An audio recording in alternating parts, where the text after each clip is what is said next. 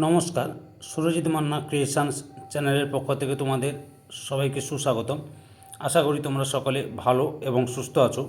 আমি তোমাদের জন্য এই ভিডিওটিতে তুলে ধরছি 2026 সালের ক্লাস 7 তথা সপ্তম শ্রেণীর ছাত্রছাত্রীদের জন্য রায় ও মার্টিন প্রশ্নবিচিত্রা থেকে সেকেন্ড ইউনিট টেস্ট তথা দ্বিতীয় পর্যায়ক্রমিক মূল্যায়নের জন্য ভূগোলের 2 নম্বর মডেল স্কুলের প্রশ্নপত্রের সেটটি সম্পূর্ণ সমাধান করছি। তার আগে তোমাদের কাছে অনুরোধ, তোমরা ভিডিওটি না টেনে পুরোটা দেখো। ভিডিওটি কেমন লাগলো কমেন্ট করে জানিও। ভিডিওটিতে লাইক দাও এবং শেয়ার করো, এবং চ্যানেলে নতুন হলে চ্যানেলটিকে সাবস্ক্রাইব করে চ্যানেলের সঙ্গে যুক্ত হয়ে যাও। আলোচনা শুরু করছি 303 নম্বর পেজে 2 নম্বর model school Balurghat girls high school, এই স্কুলের প্রশ্নপত্রের সেটটি সম্পূর্ণ সমাধান করছি। লক্ষ্য করো, একের দাগে সঠিক উত্তরটি নির্বাচন করে লেখো।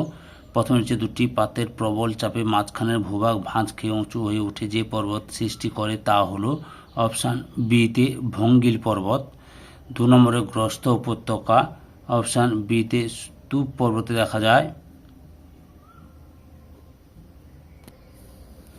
3 নম্বরে নদীর উচ্চ প্রবাহে আই আকৃতির উপত্যকা সৃষ্টির অন্যতম প্রধান কারণ হলো অপশান সিতে নদীর নিম্ন ক্ষয়ের ক্ষমতা বেশি হওয়া।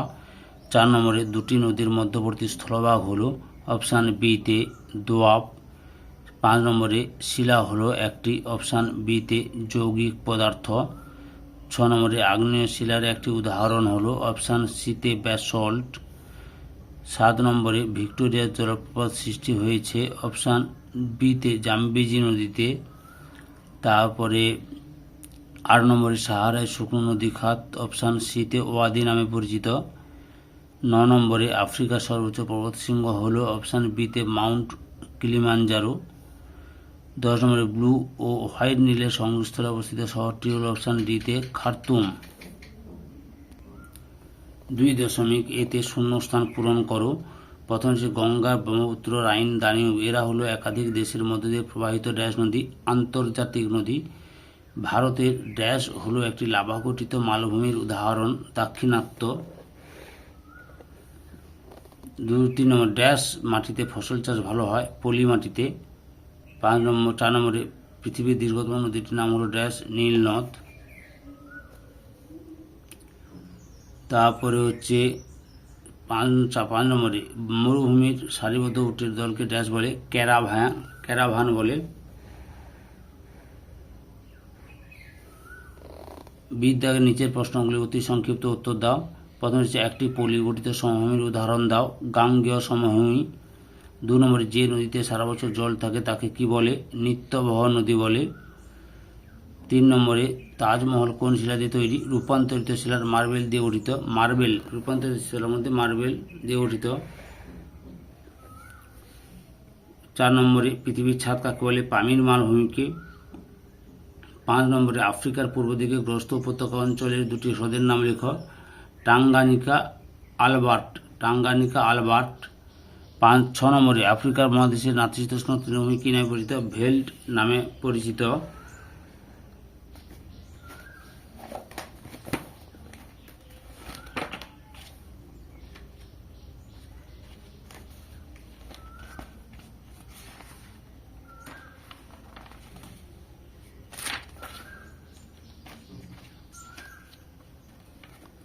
তারপরে রয়েছে 3 দাগের নিচের প্রশ্নগুলি সংক্ষিপ্ত উত্তর দাও। প্রথমে হচ্ছে পরবেষ্টিত মালভূমি বলতে কি বোঝা, উদাহরণ দাও। উত্তরটি দেখো তোমরা।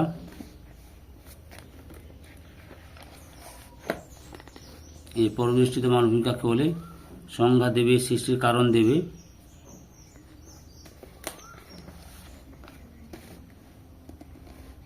বৈশিষ্ট্য দুটো দেবে এবং উদাহরণ দেবে। 2 নম্বরে রয়েছে নদীর মোহনায় বদ্বীপ সৃষ্টির দুটি শর্ত উল্লেখ করো। উত্তরটি দেখো। আচ্ছা, এই যে এখান থেকে শুরু হয়েছে, যে নদীর যে তোমাদের দেখালাম 6টি শর্ত দেখালাম, যে কোনো দুটি লিখবে। 3 নম্বরে রয়েছে জলবিভাজিকা কি। তোমাদের এই প্রশ্নের উত্তরগুলো আমি রায়ান মার্টিনের সহায়িকা বই থেকে দেখাচ্ছি। এখান থেকে শুরু করে এতটা পর্যন্ত লিখবে। 4 নম্বরে সমভূমির দুটি বৈশিষ্ট্য লেখো। দেখো সমভূমির দুটি বৈশিষ্ট্য, যতগুলো বৈশিষ্ট্য সবগুলো দেখাচ্ছি, তোমরা যে কোনো দুটি বৈশিষ্ট্য লিখে নেবে। 5 নম্বরে রূপান্তরিত শিলার দুটি বৈশিষ্ট্য লেখো। এই যে রূপান্তরিত শিলার বৈশিষ্ট্যগুলো 5টা দেখালাম, যে কোনো দুটি লিখবে। 6 দাগে রয়েছে বহুমুখী নদী পরিকল্পনা কাকে বলে?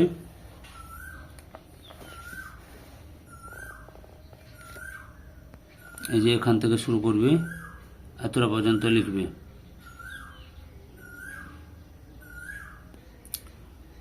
4 দাগে নিচের প্রশ্নগুলি সংক্ষিপ্ত ব্যাখ্যামূলক উত্তর দেয় যে কোনো 4টি। প্রথমে হচ্ছে সমভূমি কত প্রকার ও কী কী? আচ্ছা, সমভূমি 7 প্রকার।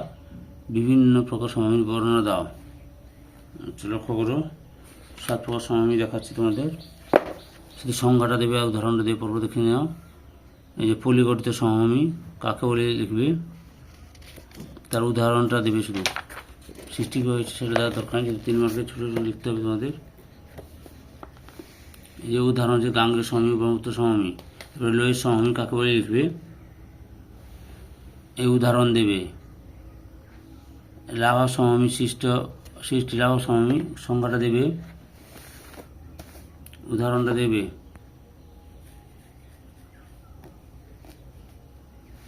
বদ্বীপ সমভূমি,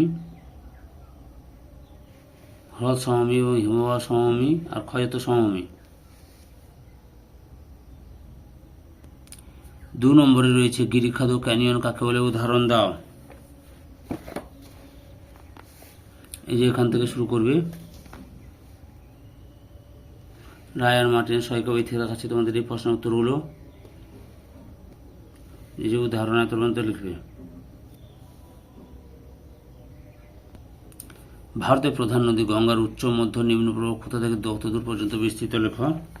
এই যে লক্ষ্য করো, গঙ্গার উচ্চ গতি উৎস থেকে হরিদ্বার পর্যন্ত প্রায় 280 কিমি গঙ্গার উচ্চ গতি।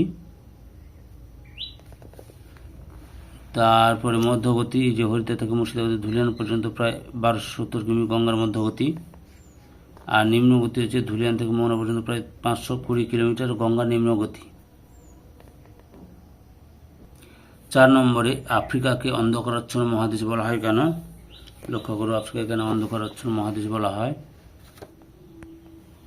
এই যে এখান থেকে শুরু করবে।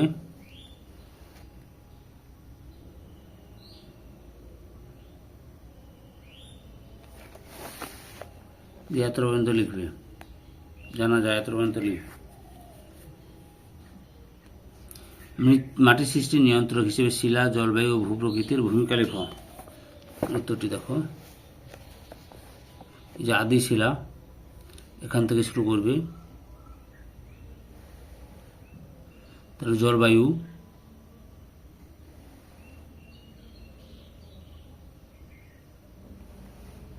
ভূপ্রকৃতি, এতটা পর্যন্ত লিখবে। 6 নম্বর প্রশ্ন, নীল নদের গতিপথ বর্ণনা করো। উত্তরটি দেখো তোমরা।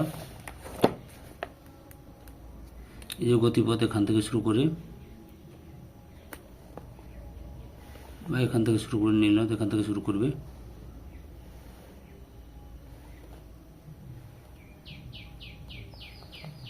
এতটা পর্যন্ত লিখবে।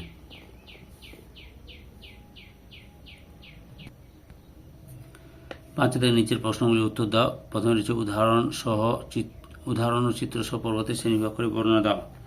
উত্তরটি দেখো, এই যে পর্বতকে মোট 4টি ভাগে ভাগ করা হয়েছে: ভঙ্গির পর্বত, স্তূপ পর্বত, আগ্নেয় পর্বত এবং ক্ষয়জাত পর্বত। আচ্ছা, প্রথমে ভঙ্গির পর্বত কাকে বলে লক্ষ্য করো। এই যে ভঙ্গির পর্বত কাকে বলে, এখান থেকে এতটা লেখার পর উদাহরণ দেবে, তার সঙ্গে ভঙ্গির পর্বতের সৃষ্টি, এই সৃষ্টি এখান থেকে এতটা পর্যন্ত লিখবে। ভঙ্গির পর্বত, এরপরে স্তূপ পর্বতের এই ছবি দেবে, সৃষ্টি এখান থেকে এতটা কাকে বলে লিখবে, এবং সৃষ্টি এখান থেকে এতটা পর্যন্ত লিখবে। উদাহরণ তো এখানে রয়েছে। এরপরে রয়েছে আগ্নেয় পর্বত। লক্ষ্য করো, আগ্নেয় পর্বত, এই যে আগ্নেয় পর্বত কাকে বলে উদাহরণ দেবে এবং সৃষ্টির প্রক্রিয়া দেবে, কীভাবে সৃষ্টি হয়েছে এতটা পর্যন্ত লিখবে। এরপরে রয়েছে অবশিষ্ট বা ক্ষয়জাত পর্বত,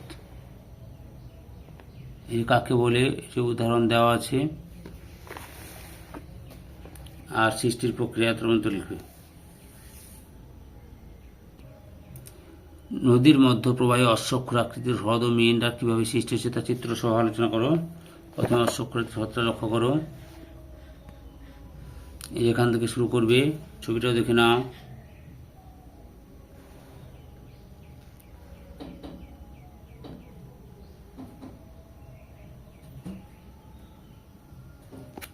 অশ্বক্ষুরের হ্রদ এত পর্যন্ত লিখবে। এবার মেন্ডার লক্ষ্য করে দেখাচ্ছি, এই যে মেন্ডার, এখান থেকে শুরু করবে, ছবিটা দেবে,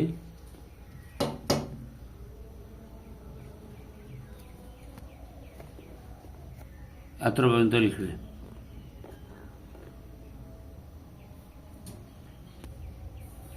3 নম্বর রয়েছে সাহারা মরুভূমির ভূমিরূপ বর্ণনা করো, উত্তরটি দেখো।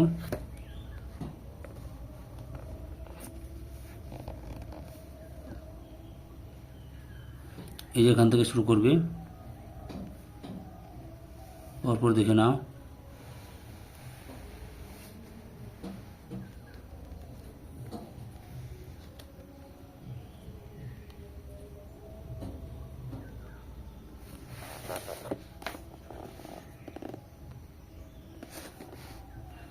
এতটা পর্যন্ত লিখবে।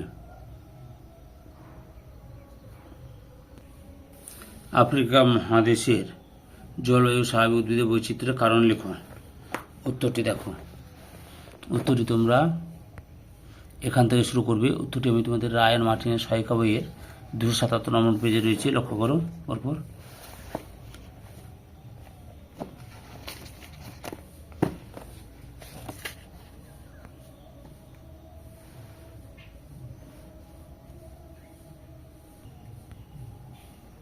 পরপর দেখে নাও।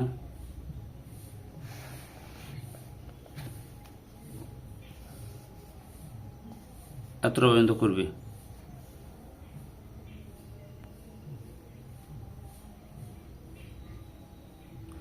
ধৈর্য সহকারে সম্পূর্ণ ভিডিওটি দেখার জন্য তোমাদের সবাইকে অসংখ্য অসংখ্য ধন্যবাদ। আজকে এই পর্যন্ত, পরবর্তী ভিডিওতে আবার দেখাবে। Tata, bye bye.